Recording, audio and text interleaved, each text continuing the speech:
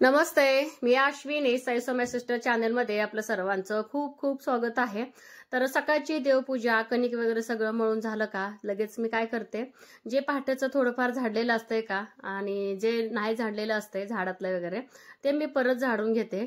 तोपर्यंत आपली कणिक पण भिजली जाते आणि आईचं थोडंसं सकाळी कसं कीर्तन भजन चालू असतंय, चांगली साडी वगैरे खाऊन घेते। काय होते खाली केर कचरा आणि जस्टच आंघोळ झालेले असते त्यामुळे नको वाटतंय, पण एक आपल्याला सकाळची एक रोजची सवय असते ना, सगळं स्वच्छच ठेवावं। एखादा दिवस जरी पुढे गेलो का नको वाटतं। बागेत मिरच्या कढीपत्ता भरपूर असं आलेला आहे, प्रत्येक झाडाला मिरच्या वांगी लागलेले आहेत आणि सहज बघते गुलाबाच्या झाडाला इतकी छान फुलं लागलेली होती ना, तुम्हाला मी मागच्या व्हिडिओमध्ये दाखवले होते जेव्हा जाई आली होती ना गार्डन मध्ये, एक ना एक पाला सगळं खाल्लेली होती। आता खूप छान ना गुलाबाला पानं फुटलेले आहेत, गुलाब पण लागलेले आहेत आणि बाग अगदी स्वच्छ साफसुथरी दिसत आहे, एकदम प्रसन्न वाटते। तर एकदम डाळ ना शिजवायची नाही, थोडा डाळ कांदा करतो ना त्याप्रमाणे फक्त कुकरची 2 शिट्टी काढून घेतलेली आहे आणि तेल जिरे मोहरी कढीपत्ता आणि कांदा टोमॅटो आणि लसूण खोबरं, जर तुम्ही ह्याला ना खोबरं नाही टाकायचं असेल, नुसतं लसूण आणि आलं जरा ठेचून टाकलं तरी खूप छान लागते ही भाजी। आम्ही ह्याला सरबरी डाळ बोलतो, जसं की डाळ तडका नाही, ही वेगळी पद्धत आहे। आणि हळद मीठ आणि आपलं काळा तिखट आणि जी अर्धवट शिजवलेली डाळ आहे का ती टाकायची आणि मीठ आणि चवीनुसार ना ह्याला मात्र शेंगदाण्याचं कूट 2 चमचे का होईना टाकावंच लागतं, त्याशिवाय छान लागत नाही। अशा पद्धतीची आमटी आमच्या माहेरात केली जाते आणि मला खूप आवडते सुद्धा। तर येताना ना मी सोलापुरातनं गवार आणलेले होते, तर वहिनीने दिले होतं, तर गवारची भाजी करावं बोललं तर आपलं नेहमीचे मसाले आणि त्याच्यामध्ये ना आपली मुगाची डाळ ऍड केलेली आहे आणि थोडंसं पाणी टाकलेले, कारण की मूग डाळ मी यात कच्ची वापरले ना, मुगाची डाळ शिजली तर पाहिजे की, आणि छान वाफ काढायची। खूप छान असं गवार झालेली होती डब्यासाठी। आणि आता दसरा येऊ लागलाय आणि दररोज एकाचं महाळ आता चालू होणार आहे, तर आता मी तुम्हाला बोलल्याप्रमाणे 2-3 दिवसाचे गॅप, परत स्वयंपाकाला जावं लागतं, तिथून आपण खूप थकून येतो, मग तिथून थोडी थोडी कामं करायचं, मग खूप लोड होऊन जाते। अक्षरशः अंग इतकं भिजलेलं होतं का, खूप असं भिजलेलं होतं, म्हटलं चला तुमच्याशी शेअर तर करायचं आहे। जी छोटी छोटी अशी ना शाल वगैरे आहेत ती सगळं मग मी धुवून घेते आणि हे नळाला आज पाणी आलं होतं, पाणी पण भरपूर आलं होतं आणि हे ना सहज घरी आले आणि आज ह्यांनी नेमकं माझ्या तावडीत सापडले, तर ह्यांच्याकडनं भरपूर असं ना कपडे आदळून आपटून धुवून घेतले। जास्तीचं का आपटत नाही कपडे, कारण की बघा आपल्या यात्रेच्या वेळेस पण कपडे धुवून होतात आणि जेव्हा ननंदबाई वगैरे येतात ना सुट्टीला त्यावेळेस पण आम्ही काय करतो, कोणी जरी पाहुणे आलेत ना तसंच आम्ही कुठलं हंतरून पांघरून ठेवत नाही, पाण्यातून काढून का होईना आम्ही ठेवत असतो। तर मळ्याला जायच्या अगोदर म्हटलं कपडे तर धुवून घेतलं आणि पाणी पण नळाला आणखीन आलेलं होतं, खूप दिवसांनी असं भरपूर असं पाणी आलं होतं आणि गाडीतलं आपलं जे काय आहे ना ते सगळं ना ह्यांचं मॅट वगैरे धुवायचं चालू आहे। हे बघा अशी मोठी मोठी ब्लँकेट धुवून वगैरे मला दिले होते, दोघांनी आम्ही पिळून पण टाकले, का माहिती गड्यांची ताकद लागल्याशिवाय काय धुणं होत नाही ना, तर ही काय आपल्याला उचलते, मला तर उचलणारच नाही, कोंबड्याला खूप ताण पडतं, मग ह्यांची मदत जरा सापडली। हे काही जास्तीचे कपडे आम्हाला लागत नाहीत, जे काही एक्स्ट्राचे जेव्हा आपल्याला दिवाळीला यात्रेच्या वेळेस पाहुणे येतात त्यावेळेस हे लागत असतात आणि जे आपले दररोजचे मऊ पांघरून आहेत जसं की पोरींची आईंची दर्या बेडशीट असं बरंच काय काय राहिलेलं आहे, तर दररोज थोडं थोडं धुवायचं। म्हटलं एकदा सगळं होऊन जात नाही धुवायचं, माणूस पण थकतो आपण पण थकतो आणि विशेष म्हणजे इंद्याची वाया घालण्यापेक्षा आता रोज थोडं थोडं धुतलं तरी चालतंय। हे बघा नाही म्हटलं तर बरंच आम्ही असे चादरा वगैरे धुतलेले आहेत, जे काय दर्या वगैरे आहेत महाळ झाल्याशिवाय धुता येत नाही, कारण की 50-60 माणसं जेवायला घरी असतात आणि त्यावेळेस संत्रायला सुद्धा ना दर्या लागतात आणि परत ते घाण होऊन जातात, त्यापेक्षा महाळ झाल्यानंतर धुवून घेते।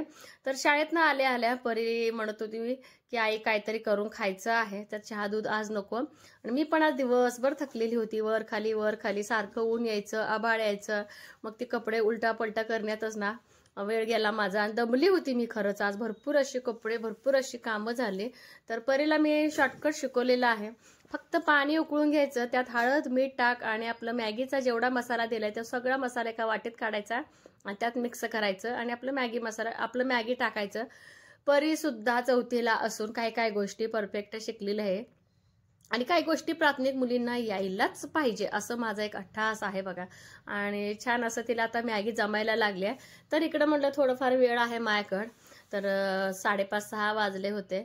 इतकी रद्दी, पोरांचे जुने पाने दप्तर, आणि दप्तर आहे ना आउट करण्यासारखं पण नव्हते. कारण की बघा, कधी कधी आपण जेव्हा मुलींचे दप्तर वगैरे धुतो ना, मग त्यावेळेस ते हे दप्तर मग न्यायला बरं पडते त्यांना, एक्स्ट्राचे असलेले कधीही बरंच असते नाही.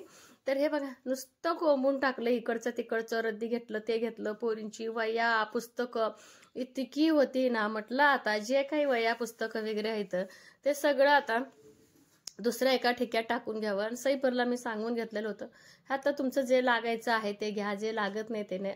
पण ह्यातलं कुठलंच पोरींना लागणार नव्हतं, कारण की त्यांचा म्हणजे गेल्या वर्षी ठेवलेली जी काय होती ना, त्यांची शुद्ध लेखनची म्हणा किंवा काही काही लिहिलेले वगैरे असते, विचारून ठेवलेलं कधीही बरं. म्हटलं जे काय साहित्य लागत नाही ना, जे एक्स्ट्राचं आहे ते सगळं ना वरच्या कप्प्यात ठेवून घेतलं. जसं की बघा, आधी शोचे वगैरे फोटोज लावायचे बघा, पर्यटनचे वगैरे, आता त्याचं कोण लावत नाही, मला पण वैयक्तिक आवडत नाही लावायला. ते सगळं पुसून माझं एका बाजूला लावायचं चालू आहे. आणि सई थोडंसं कॅमेरा धरली होती सई, त्यामुळे दिसत नाही. आणि परीचं तिला सांगितलं होतं, जे काय लागत नाही सगळं एका बाजूला ना वह्या पुस्तकं वगैरे काढून घे.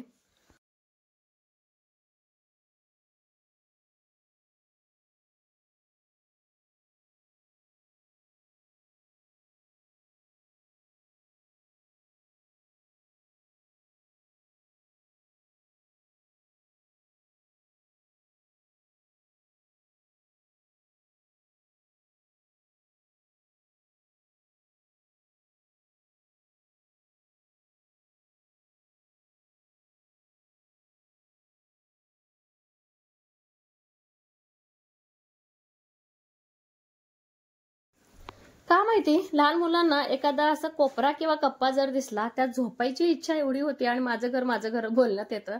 तर म्हटलं थोडे थोडे प्राथमिक जरी दसऱ्याची कामं केली का एकदम लोड पडत नाही.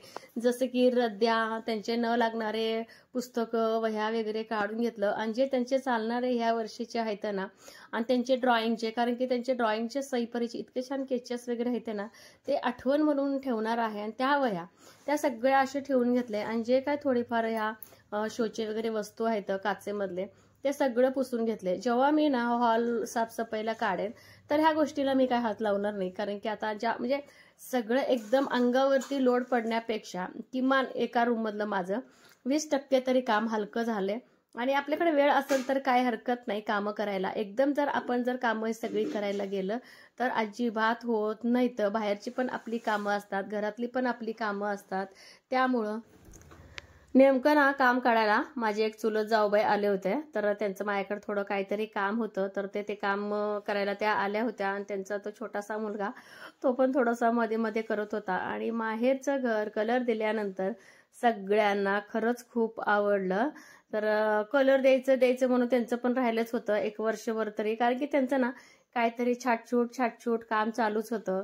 वरती रूम केली, परत काही बदल केलं.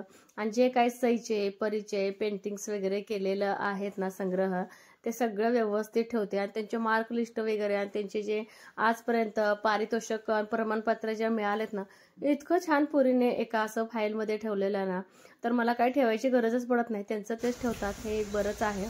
आणि लागलंच म्हटलं आतलं सगळं जे काय ठेवायचं ठेवून घेतलं. आणि आधी कठ्ठा वगैरे झाडून घ्यावं म्हटलं.